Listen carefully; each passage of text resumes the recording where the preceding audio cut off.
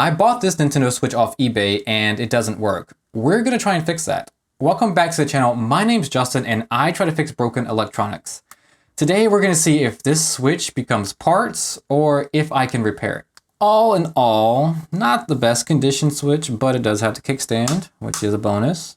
No SD card, so not a bonus. Let's check the game slot. No game. Ooh, okay, we are missing the two screws here and a screw here. This does look like someone's already been in here. I highly doubt that those screws would be missing if someone hadn't already been in here. So that's kind of a bummer because it's definitely going to hurt our chances of repairing it if someone's already tried to fix it. It does say does not power on, not tested. It says short inside, won't power on or charge, which, you know, I don't know how they know it's a short in here unless they've been in and discovered one, but maybe they opened it up, found a short and just said, nope, we're done. And that would be the best case scenario. Let's get it under a microscope. I don't want to try and charge it if it looks mangled. Port doesn't look to be too bad of a shape, but that does appear to be, what is that? I don't know, maybe some corrosion in there. And this side also doesn't look too bad. The port, I mean, it is definitely gross, but we'll try plugging it in, see what we get. I'm betting we're gonna get nothing at all. And what do we get? Okay, just come on. We get 15 volts, 0.17 amps. Okay. That's not terrible. It is drawing a charge, and it is probably trying to charge the battery. I don't know if at that rate, if it's charging the battery. We get anything on the screen at all? Nothing yet. See, there's a charge the other direction as well. Oh, look at that. It does not charge this direction. That's interesting. So maybe it is just the port. Maybe that pin, that corrosion. I'm gonna let it charge up for a few minutes, see if that bumps up. Maybe it will turn on, and maybe it's just the charging port, which we can change out because we've done that before pretty successfully. And maybe that's all that's wrong with this Switch, and that would be great. I'm gonna let it sit for a few minutes, see if that bumps up, see if it eventually turns on, and we'll be back. Okay, so I've had it sitting here for a while. It did bump up to 460 milliamp draw, still 15 volts, but I'm still getting no indication of anything on the screen. Doesn't want to turn on at all. No little symbol, no Nintendo label. So I think the next thing to do is take this apart, which should be pretty simple, seeing as we only have a few screws to remove because those are missing.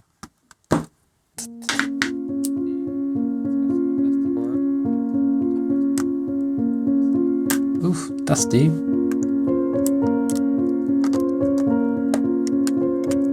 Get it under the microscope. Oh yeah, no, I was wrong. Someone's definitely been in here before. I don't know what they did. I don't know if they actually managed to remove that or not, but they've been trying because that is not factory. There's flux all over the board and the plastic's melted a little bit, you can tell. All right, but the rest of the board, you know, up here, that looks factory. It doesn't look like it's been touched, so that's good. That's promising. This is probably just flux from that. That looks fine. Let's get it further disassembled. Disconnect the power.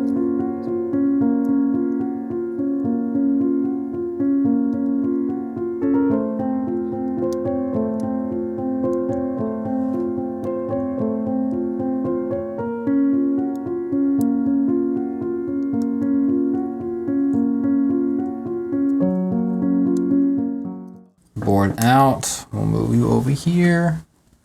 Bring back our microscope. Yeah, I mean, dirty, hairy, whatever, but looks fine. Let's see, this side, what do we got here? P13 and a lot of flux. P13 and a lot of flux. And yes, definitely been changed.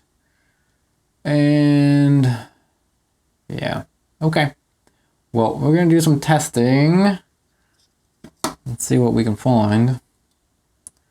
See if we have any shorts around here that we can find. Let's see.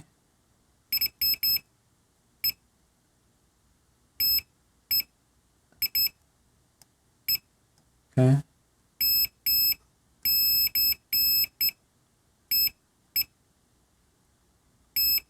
Okay, so no shorts around M92, none around this cap right here, which is good. Okay. Let's see, maybe...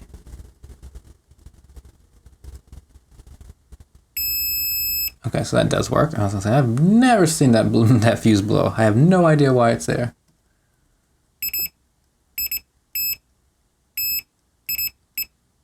Okay. Maybe it's just the port.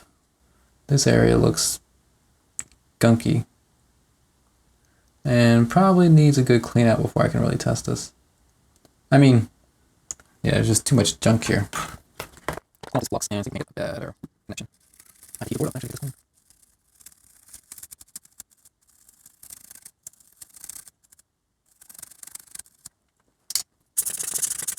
A little bit better. Let's test these filters. Man. Okay, so this one doesn't, okay. So this one really, let's just make sure, does appear to be busted. Wow. I don't think I've ever had a filter go on me, but you know, sure, they do go out. So, although that cap is shorted. So this chip is, so P13 it's kind of looks like it's dead. Yeah. So I think we're gonna have to change this. We might have to change P13. All right, well, we're gonna have to get this off and replace. We'll do this off and replaced and see what we get from there. I will admit that scraping old dirty flux is kind of satisfying in a weird way.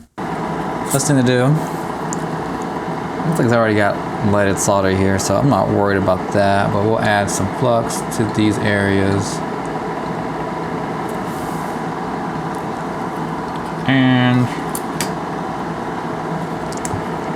add more to this back area here. I don't know if that does anything, but that's the way I like to do it.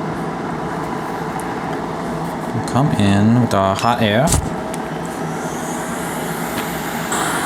Warm the board up.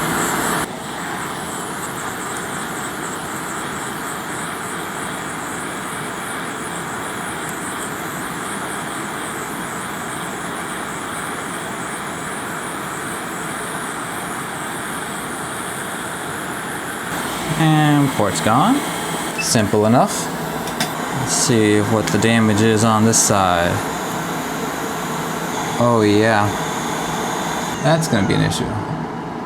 Alright, look at that. No pads on here except for that one. Man, this job just got a lot harder. There are rip pads galore. Oh. Yeah, this just got a lot more difficult. Okay. Now this wasn't me. I'm gonna come out and say it right now. I did not rip all those pads off. Not like that, I didn't. No, sir. If I had ripped them off, you'd see them, and there's one here, but the rest are just gone. Oh man, no wonder we were getting charging from one side and not the other. We're missing a whole lot of pads. Definitely the prospects of fixing this have greatly diminished for myself because, well, one, I'm not very good at this to begin with, and two, this is going to be a lot of work. Not to mention the P13 chip that still needs to be replaced. But we're going to give it a shot. We're going to give it the old good try.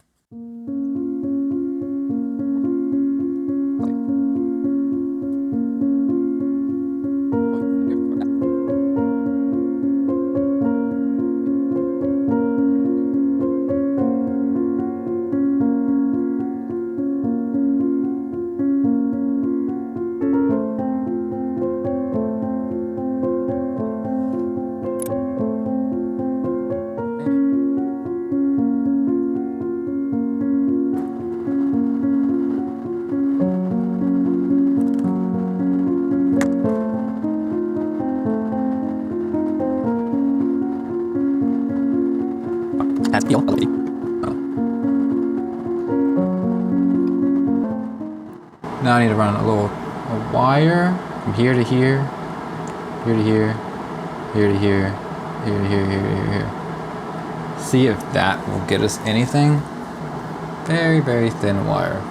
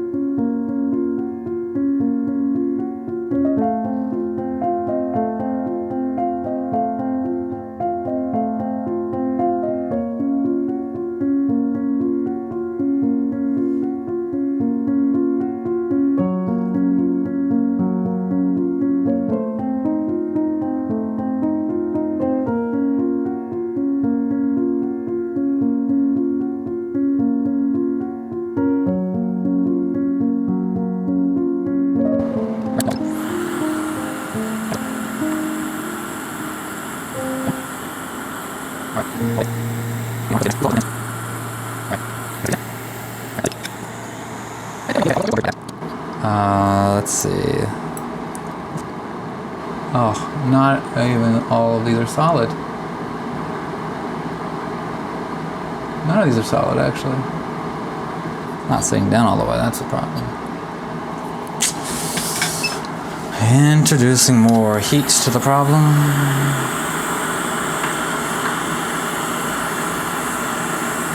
Might be those pins underneath, you know, or you know, the wires underneath.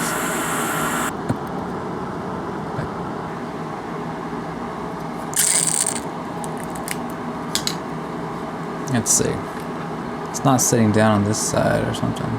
It must be the coating preventing it from fully seating in here. Oh no, that's not great. That's not good at all, because now I'm gonna have to remove it, see if we have any damage.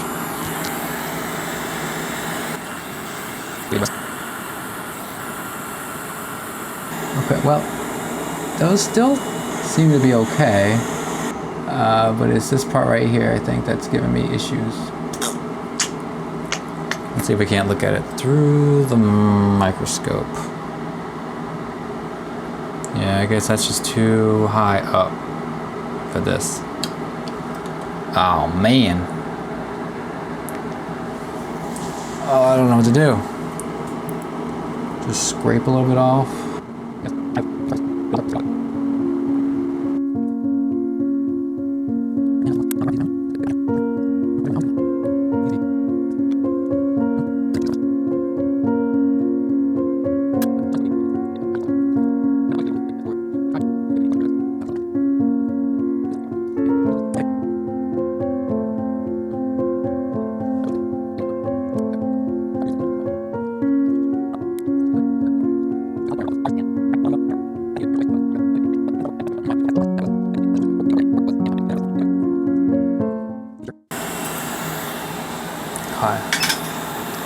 Now I can always come in and connect these points on the outer one. Sure. Yeah, it's still not touching. No matter what I do. Like, these are good. No, they're not good at all. They're still not sitting flat enough. All right, well, I'm gonna call that video there. I'm still going to probably keep working on this just to see if I can make any kind of progress. And if so, then we can turn our attention to the P13 chip, which is what I was more interested in. I didn't think that when I pulled off the charging port, it was gonna reveal so many ripped pads and that was gonna cause me such issues. I think all in all, the traces were decent. I don't know if they were just because they're wires. They're still very, very thin wires, but they were just putting too much lift on the port and it wasn't able to make a good solid connection.